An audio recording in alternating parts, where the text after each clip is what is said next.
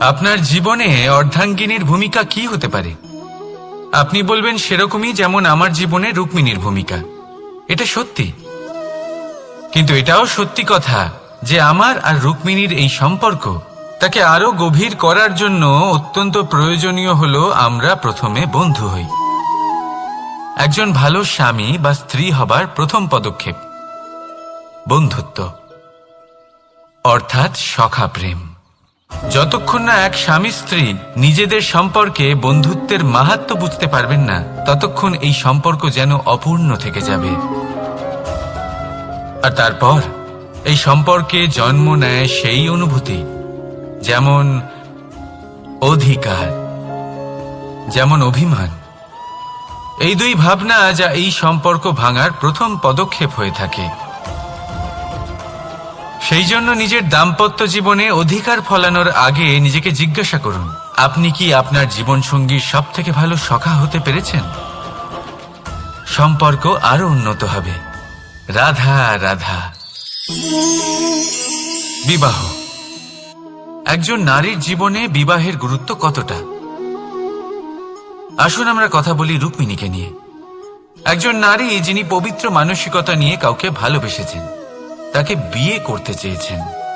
এবার বিয়ে মানে কাউকে পাওয়া, মানে কারোর হাত ধরে আগামী সমস্ত জীবন তার সাথে কাটিয়ে দেওয়া। এবার আমার হাত ধরে রুক্মিণী বিয়ের সুখ তো নিশ্চয়ই পেয়েছে, কিন্তু ওর এই প্রেমের যাত্রা এর অন্ত হলো না, বরং তা শুরু হলো। এবার রুক্মিণীর জীবনে সেই অধ্যায় শুরু হয়ে গেছে যেখানে ওকে সেই মানুষকে বুঝতে হবে যার হাত ধরে সমস্ত জীবন অতিবাহিত করার সিদ্ধান্ত নিয়েছে সে। এবার এরকম একটা সময় প্রত্যেকের জীবনে এসে থাকে। প্রত্যেকের মানে আপনারও। আপনার জীবনেও এমন এক সময় আসবে, তার জন্য তৈরি থাকুন। নিজের মনে যা যা বিকার আছে তা কোথাও ত্যাগ করে আসুন, আর পরিশুদ্ধ ভালোবাসা দিয়ে, পবিত্র মন দিয়ে নিজের জীবন সাথীকে বোঝার চেষ্টা করুন, কোনো আশা না রেখে। যদি এরকম করতে পারেন তবেই কঠিন পরীক্ষায় উত্তীর্ণ হবেন, নয়তো নয়। রাধা রাধা।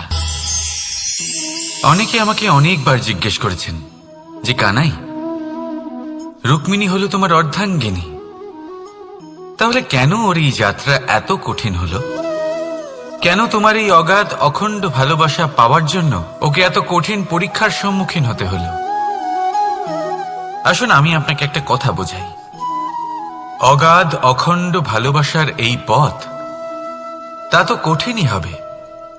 এবার এরকমই এক যাত্রা করতে হয়েছে রুক্মিণীকে, পরিশুদ্ধ ভালোবাসা বুঝতে পারার যাত্রা। এমন ভালোবাসা যা কিনা ক্রোধ, ভয়, মোহ, অধিকার, অহংকার, হিংসা এই সমস্ত বিকারের ঊর্ধ্বে। এবার এই যাত্রায় ওকে সাহায্য করবে রাধা। আর শুধু তাই নয়, আমি আপনাকে বলি, সংসারের প্রত্যেক নারী এই যাত্রা করে থাকেন। এবার যে নারী এই যাত্রার শেষ পর্যন্ত পৌঁছতে পারেন, তিনি এক উচ্চ স্তরে পৌঁছে যেতে পারেন, যেখানে তাকে বলা হয় অর্ধাঙ্গিনী। রাধা রাধা। সমস্যা। এবারে বলুন, সমস্যা কার জীবনে নেই? প্রত্যেকের জীবনে সমস্যা থাকেই। হ্যাঁ ঠিক আছে, জীবন আছে যখন, তখন সময়ের সাথে সমস্যাও আসবে, কিন্তু প্রত্যেক সমস্যাই কি সময়ই নিয়ে আসে? না, আপনি সমস্ত সমস্যার দায় সময়কে দিতে পারেন না। বেশিরভাগ সমস্যা তো এমন হয়ে থাকে যাদের আমরা নিজেরাই ডেকে আনি। হে সমস্যা, এসো, আমি তোমার জন্য অপেক্ষা করছি। কিভাবে? এবার এটা নির্ভর করছে আপনার হ্যাঁ বা না এর ওপরে। বেশিরভাগ সমস্যাই এই জন্য আসে যেহেতু আমরা বারবার হ্যাঁ বলতে থাকি, আর বেশিরভাগ সমস্যা এই জন্যই আসে যেহেতু আমরা সঠিক সময় না বলতে পারি না। সেই জন্য না ভেবেচিন্তে কোনো কথা বা কোনো প্রস্তাবের সমর্থন করলে তা আপনাকে খুব বড় বিপদে ফেলে দিতে পারে। সেইখানেই কখনো না না বলতে পারা তা আপনাকে তার থেকেও বড় বিপদে ফেলে দিতে পারে। তাই মনে রাখবেন, এই অত্যন্ত জরুরি শিক্ষা। সব সময় খুব ভেবে চিন্তেই হ্যাঁ বলবেন আর দৃঢ়তার সাথে না বলবেন। আর বিশ্বাস করুন, আপনার জীবন অত্যন্ত সুখময় হয়ে যাবে। তাহলে আসুন আমার সাথে ভালোবেসে বলুন, রাধা রাধা। সাফল্য, সাফল্য এই পৃথিবীতে কে না পেতে চান? প্রত্যেক মানুষ চান যেন সাফল্য নিজে এসে তার কাছে ধরা দেয়। এবার সাফল্য তাদের কাছে এসে ধরা দেয় যারা নিজের পা ধরাতলে রেখে চলেন, যারা স্বপ্নের জগতে বিচরণ না করে বাস্তবের মাটিতে পা রেখে চলেন এবং তাও দৃঢ়তার সাথে। সাফল্য তারা পান না যারা বাড়িতে বসে বসে শুধু স্বপ্ন দেখেন। সাফল্য নিজে থেকে তাদের কাছেই আসে যারা নিরন্তর চেষ্টা করেন, যারা পরিশ্রম করেন আর নিজের এই জীবনকে অন্যের কাছে সফল করে দেখান। তাহলে সিদ্ধান্ত হলো আপনার। সফল সবাই হতে চান, স্বপ্ন সবাই সার্থক করতে চান। স্বপ্ন তখনই সার্থক হয় যখন পরিশ্রম করবেন, আর সাফল্য তখনই আপনার সাথে থাকবে যতক্ষণ আপনি বিনম্র থাকবেন। তাহলে আসুন আমার সাথে ভালোবেসে বলুন, রাধা রাধা। এই পুষ্প দেখতে পাচ্ছেন আপনি? কি সুন্দর এই পুষ্প। সবাই চায় এরকম কোনো এক পুষ্প সে নিজের করে নেবে, নিজের কাছে রাখবে। এবার ভাবুন, এই পুষ্প যে সম্মান পায় তা কিসের জন্য পায়? শুধু কি তাকে সুন্দর দেখতে বলে? আসুন আপনাকে একটা কথা বোঝাই। এই ফুল যখন গাছে থাকে তখন এই রূপ আমাদের আকর্ষণ করে।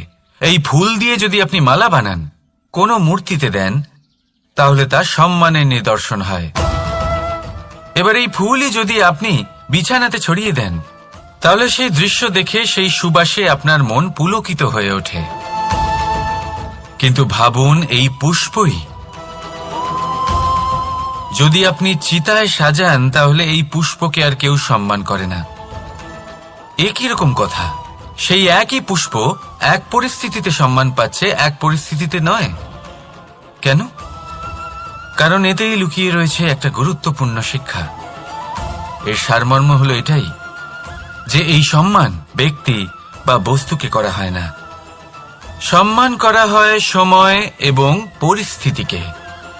এবার এই যে সময়, তা কখনোই আমাদের বশে থাকে না। আমাদের বশে থাকে পরিস্থিতি। আমাদের পরিস্থিতি কেমন হবে তার সিদ্ধান্ত স্বয়ং আমরাই নিই। আর যেরকম আমাদের পরিস্থিতি হবে সেরকমই আমাদের সম্মান করা হবে। তাহলে আসুন আমার সাথে ভালোবেসে বলুন, রাধা রাধা।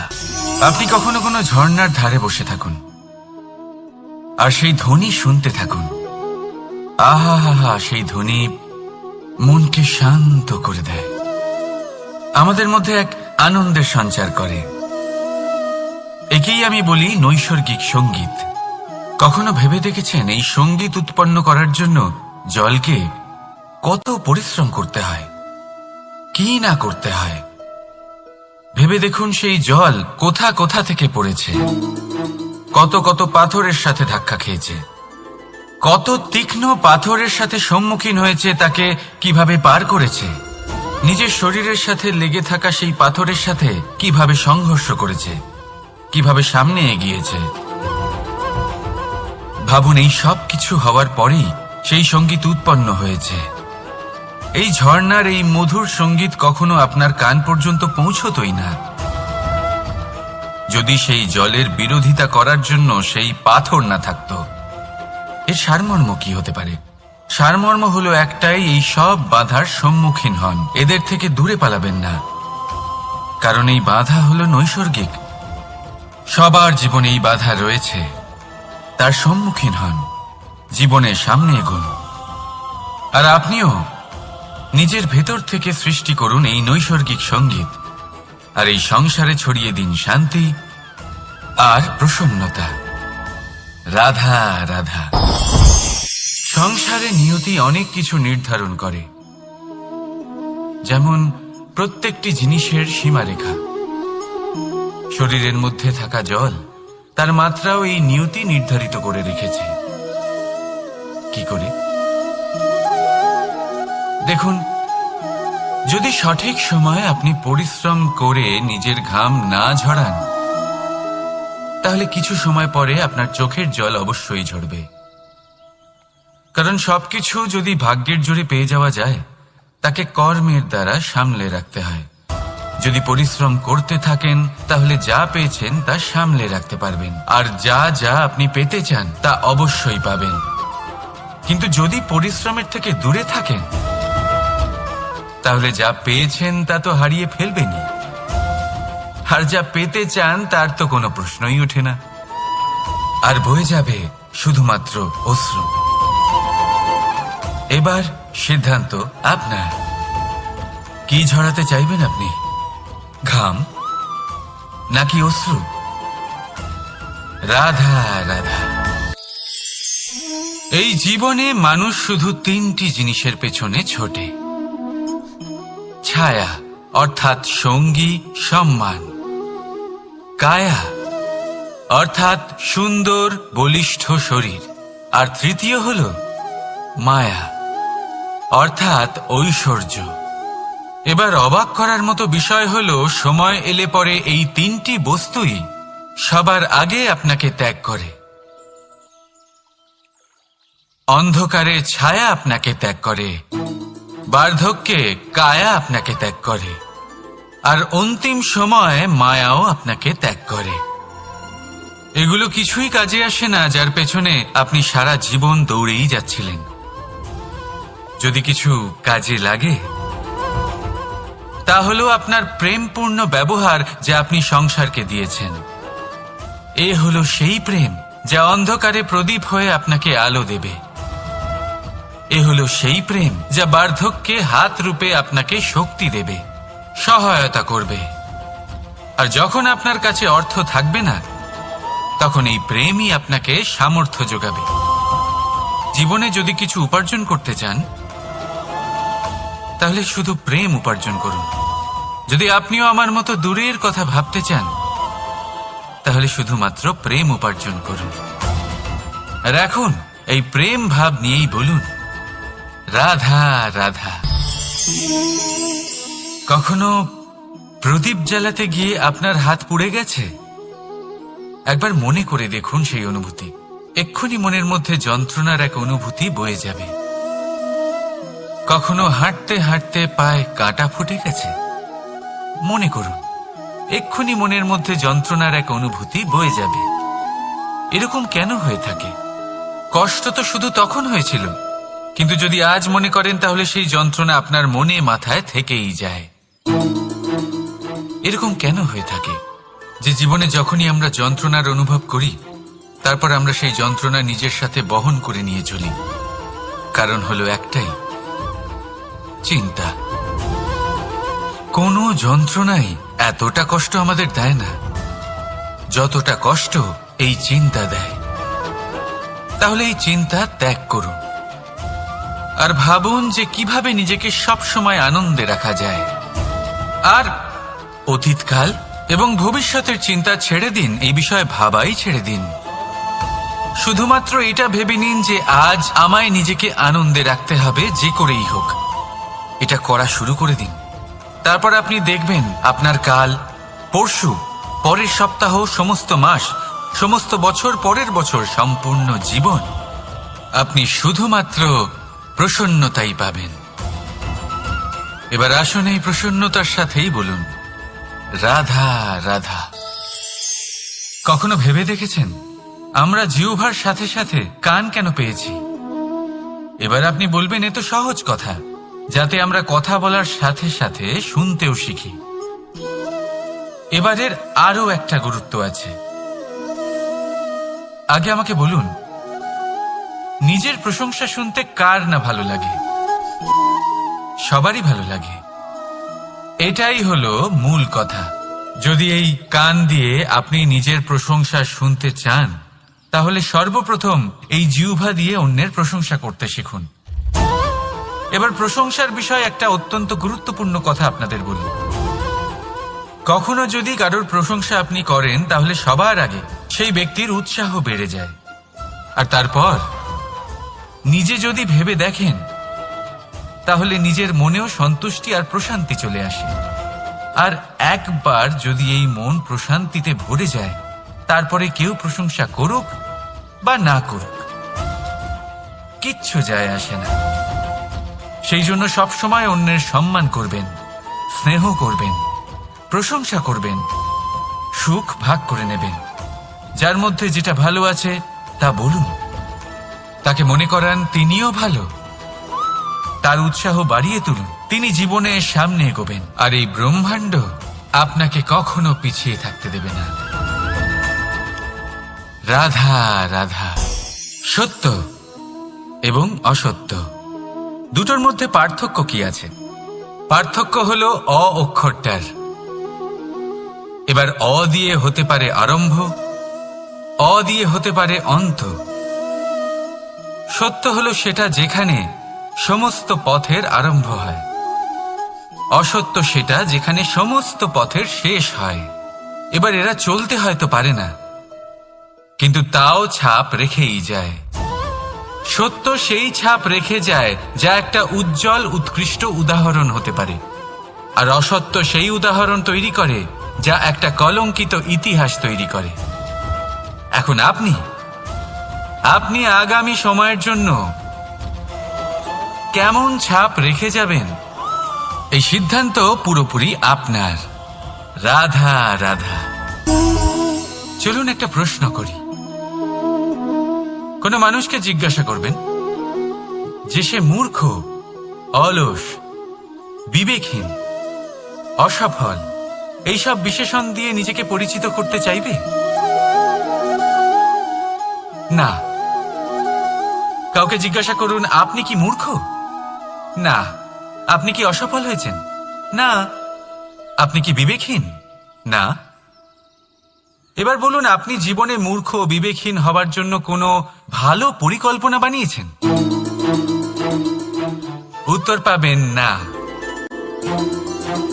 কারণ কোনো পরিকল্পনা বানানো হয় না যাতে আপনি মূর্খ বা অসফল হন। মানুষ মূর্খ বা অসফল তখন হন যখন কোনো পরিকল্পনাই থাকে না। দেখুন, একটাই ছোট জীবন, তাকে স্থির করুন যাতে অনেক বেশি সংখ্যক মানুষকে আপনি জুড়ে রাখতে পারেন, অনেক বেশি শান্তি পেতে পারেন, অধিকতর সাফল্য লাভ করতে পারেন, বেশিরভাগ মানুষের পথপ্রদর্শক হয়ে তাদের মঙ্গল করতে পারেন।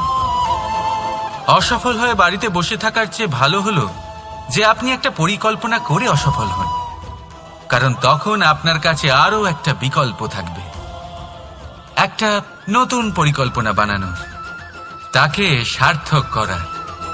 কারণ এমন কোনো পরিকল্পনা তো অবশ্যই থাকবে যা আপনাকে আপনার লক্ষ্যে পৌঁছে দেবে, তাই তো? রাধা রাধা। সূর্য কারোর জন্য হলেন শক্তিদাতা ঈশ্বর, আবার কোনো প্যাঁচার জন্য হলো চোখ বন্ধ করে দেওয়ার মতো তীব্র আলো। নদী কারোর জন্য হলো তৃষ্ণা মেটানোর স্রোত, আবার কারোর জন্য বন্যারূপী বিনাশকারী আশঙ্কা। সাগর কারোর জন্য হলো নোনা জলের ভাণ্ডার, আবার কারোর জন্য অগন্তি প্রাণী জগতের সম্ভার। প্রশ্ন হলো, প্রত্যেক ব্যক্তির জন্য প্রত্যেক অনুভূতি বা বস্তুর সারমর্ম আলাদা কেন হয়ে থাকে? যা কারোর জন্য হলো বিষ, তা অন্য কারোর জন্য অমৃত কেন? যা কারোর জন্য অমৃত, তা অন্যের জন্য বিষ কেন? উত্তর বড়ই সোজা। আমরা বস্তু বা অনুভূতিগুলিকে সেভাবে দেখি না যেরকম তা হয়ে থাকে। আমরা বস্তু বা অনুভূতিকে সেভাবে দেখি যেরকম আমরা হয়ে থাকি। এবার এর উপায় কি হতে পারে? নিজেকে পরিশুদ্ধ করুন, সব কিছুই শুদ্ধ হবে। রাধা রাধা। প্রেম, ঘৃণা, এই দুই হলো একই শব্দ। কিভাবে? দেখুন না, দুটোতেই আড়াই অক্ষর রয়েছে। দুটোই হলো সেই অনুভূতি যা আমাদের মনের সাথে জড়িত, আর এই দুই অনুভূতির সাথেই জড়িত মানুষ আমাদের জন্য গুরুত্বপূর্ণ। পার্থক্য শুধু এটাই যে প্রেম পায় সম্মান আর ঘৃণাকে করা হয় অবজ্ঞা। এরকম কেন? কারণ প্রেম হলো সেই অনুভূতি যেখানে মানুষ সবকিছু দিয়ে দিতে চায়, সবকিছু লুটিয়ে দিতে চায়। সেখানে ঘৃণা হলো এমন অনুভূতি যেখানে মানুষ সবকিছু কেড়ে নিতে চায়, সবকিছু জিতে নিতে চায়। তাও প্রেমের অনুভূতি কখনো আপনাকে হারতে দেয় না, আর ঘৃণার অনুভূতি কখনো আপনাকে জিততে দেয় না। এবার কি করবেন আপনি? একটাই জীবন, ঘৃণার সাথে বাঁচবেন নাকি প্রেমের সাথে? আমি তো প্রেমকেই চয়ন করব। রাধা রাধা।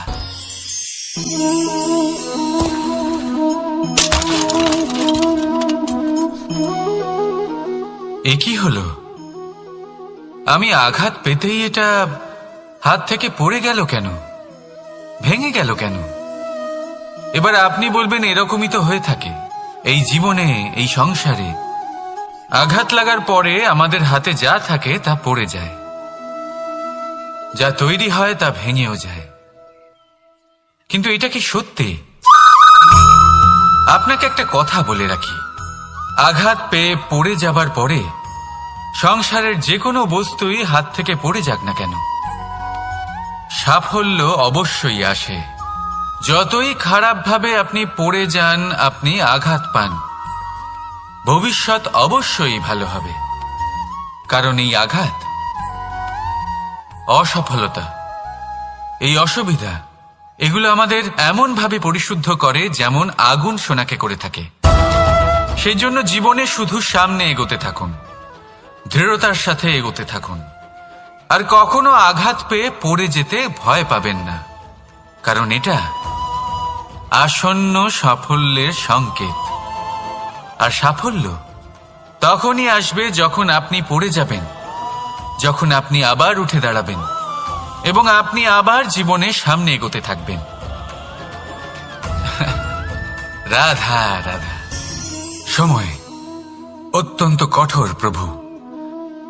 আপনি অনেক লোককে এটা বলতে শুনে থাকবেন, আমার কাছে এত সময় নেই, এই কাজে আসলে অনেক সময় লেগে যাবে, এই বিষয়ে ভাবার জন্য আমার সময় লাগবে। আচ্ছা, আমি আপনাকে একটা কথা বলে রাখি, যদি আপনি এটা নিশ্চিত করার জন্য বেশি সময় নিয়ে ফেলেন যে আপনার কি করা উচিত, তাহলে সময় এটা নিশ্চয়ই করে নেবে যে আপনার সাথে কি করা যেতে পারে। কারণ এই সময় এ কিন্তু অত্যন্ত কঠোর। যতক্ষণ আপনার সাথে রয়েছে এর সমাদর করতে শিখুন, এর সম্মান করতে শিখুন, এর সদ্ব্যবহার করতে শিখুন। যদি এরকম না করেন তাহলে এই সময়ের নিজেকে আর আপনাকে বদলাতে অধিক সময় লাগবে না। তাহলে আসুন, এবার সময় এসে গেছে ভালোবেসে বলার রাধা রাধা। এই পাথর দেখছেন আপনি, নদীর তলদেশে পাওয়া যায়। প্রয়াস করতে থাকে যাতে নদীর জল প্রবাহকে আটকাতে পারে। আটকাতে কি পারে? কখনোই নয়, বরং তার ধারালো কোণাগুলো মসৃণ হয়ে যায়। এবার এ থেকে কি শিক্ষা পাওয়া যায়? এর থেকে এটাই শিক্ষা পাওয়া যায় যে ব্যক্তি দৃঢ়তার সাথে জীবনে শুধু আগে এগোতে থাকেন না থেমে, তিনি না শুধু নিজের লক্ষ্য প্রাপ্তি করতে পারেন, বরং নিজের পথের সমস্ত বাধার অস্তিত্বই পাল্টে দিতে পারেন। তাহলে আপনি কি হতে চাইবেন? সেই ব্যক্তি যিনি নিজের বাধাকে দূরে ঠেলে আগে এগোতে পারেন, নাকি সেই ব্যক্তি যিনি অন্য কারোর পথে বাধা হয়ে থেকে তার নিজের অস্তিত্বই হারিয়ে ফেলেন? সিদ্ধান্ত হলো আপনার।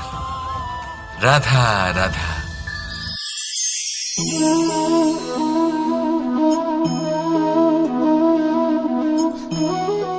এই শুকনো পাতা দেখতে পাচ্ছেন? এটা কখনো গাছের ডালে ছিল, সবুজ তরতাজা, বৃক্ষকে পুষ্টি দান করত।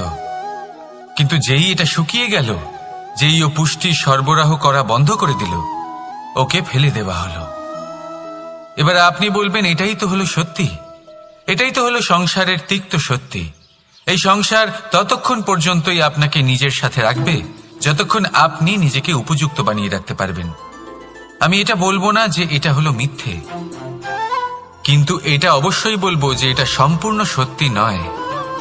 সম্পূর্ণ সত্যি হলো এটাই যে যদি আপনি চান তাহলে চিরকালের জন্য সংসারকে পুষ্টি দান করতে পারেন, আর চিরকালের জন্য সংসার আপনাকে নিজের সঙ্গে রাখতে পারে। কিভাবে? এই শুকনো পাতার উদাহরণই আপনাকে দিচ্ছি। এই শুকনো পাতা প্রথমে টুকরো হবে, তারপরে বৃষ্টির জলের সাথে গলে যাবে, তারপর সার হবে, তারপর সেই বৃক্ষের গোড়াতেই সমাহিত হবে, একটা নতুন অঙ্কুরকে একটা নতুন জীবন দেবে। তাহলে আপনি ভাবুন আপনি নিজের জীবনের সাথে কি করতে চান। যদি কখনো আপনি পড়ে যান, অসফল হয়ে থাকেন, তাহলে আপনি কি এই উৎসাহ হারিয়ে ফেলবেন, নাকি আবার উঠে দাঁড়াবেন আর আবার এক নতুন সংসারের রচনা করবেন? সিদ্ধান্ত আপনার। রাধা রাধা।